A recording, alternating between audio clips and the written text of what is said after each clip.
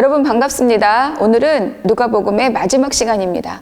모든 복음서가 예루살렘 입성을 기록하고 있는데 십자가를 향한 주님의 마지막 일주일의 걸음이기 때문입니다. 주님이 예루살렘에 입성하셨다는 것은 곧 십자가를 지시고 구속의 완성을 이룬다는 뜻이죠. 나귀를 타고 성을 향해 가시던 예수님은 성을 보고 우셨습니다. 예루살렘의 멸망을 아셨기 때문입니다. 그리고 성전을 깨끗이 정화하십니다. 이 10장, 21장에는 주로 종교 지도자들과의 논쟁과 경고, 또 예수님의 가르침이 기록되어 있고 가난한 과부의 헌금을 말씀하십니다. 소외된 자, 약자들에게 관심을 더 기울였던 누가에게 가난과 부는 단순히 재물에 관한 것이 아닙니다.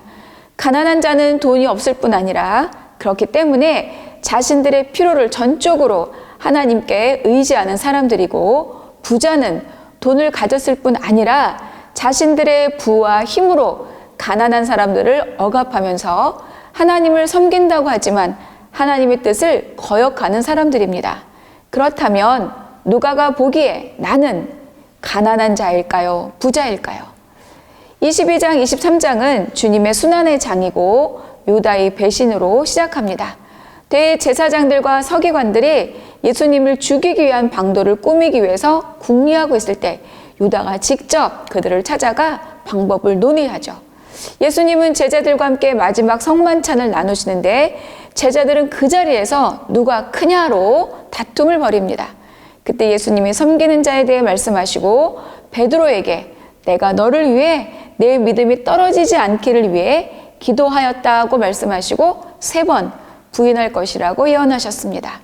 감람산에 가셔서 기도하셨는데 천사가 하늘로부터 예수께 나타나 힘을 더하더라는 것과 예수님이 기도하실 때 땀이 땅에 떨어지는 핏방울같이 되더라고 하는 것은 누가만이 기록합니다.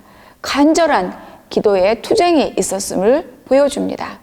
드디어 예수님은 체포당하시고 베드로는 주님을 부인하고 군인들은 예수님을 희롱하고 때립니다.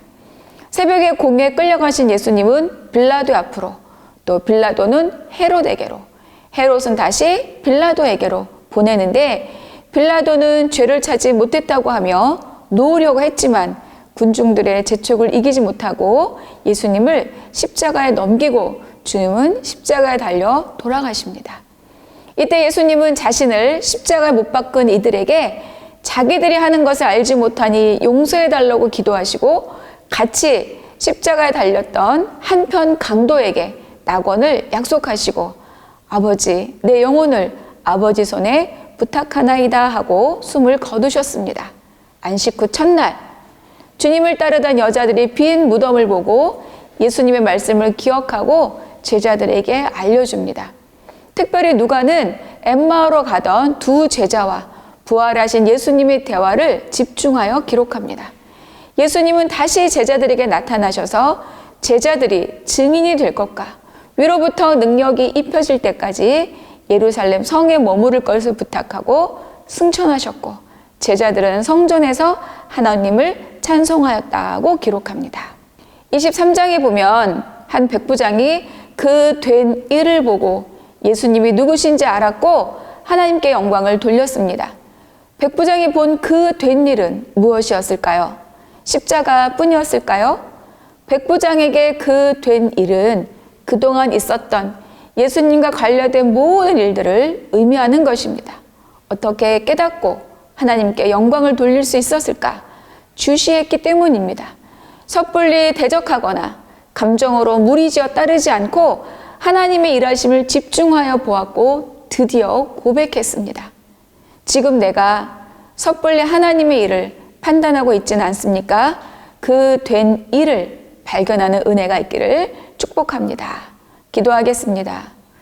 하나님, 내 인생에도 하나님의 섭리 가운데 그 된 일이 있을 텐데 발견하고 하나님께 영광 돌리게 하옵소서.